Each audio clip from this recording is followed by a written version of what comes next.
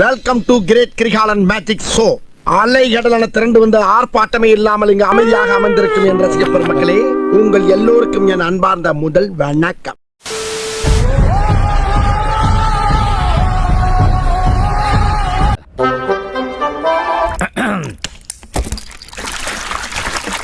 பயத்துல ஒண்ணுக்கு வந்துருச்சு. அது வெளியே தெரியாம இருக்கிறதுக்காக வாட்டரை ஊத்தி மேட்ச் பண்ணிக்கிட்டு இருக்கேன்.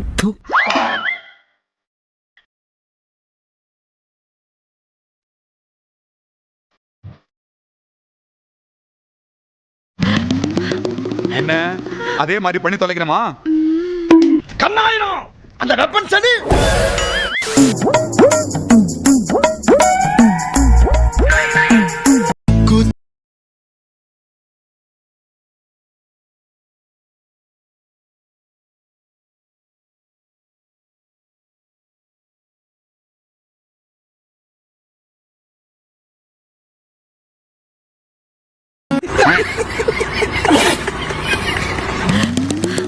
என்ன அதே மாதிரி பண்ணி தொலைக்கணுமா? கண்ணாயிரம் அந்த வெப்பன் சதி. The next day. பெரும் பருந்து வரும் வரும் ஒளிஞ்சு நடிப்பினை புரிஞ்சு விரட்டுவோம்.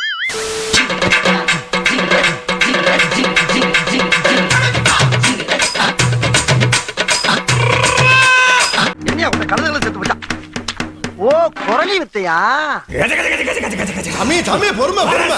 ஐயோ, கொதிக்கிறாரு. இதே மாதிரி விதவிதமா கோமாளி வேஷம் போட்டு ஒவ்வொரு வாரமும் குழந்தைங்களை பிக்னிக் கூட்டு போங்க. என்ன அட பாவிகளா.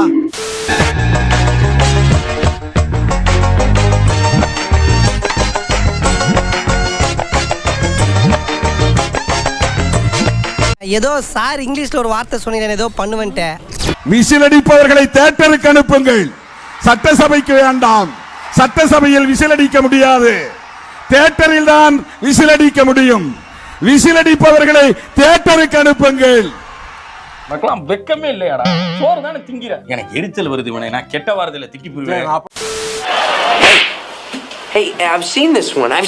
This is a classic.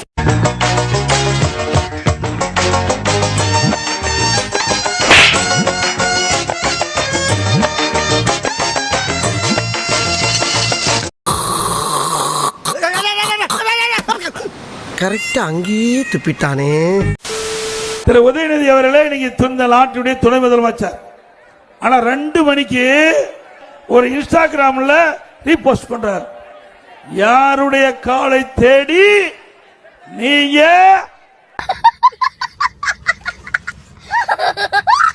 நான் என்னவெல்லாம் வாக்குறுதி கொடுக்க முடியும்? இப்ப கொடுக்கிறேன் பார்.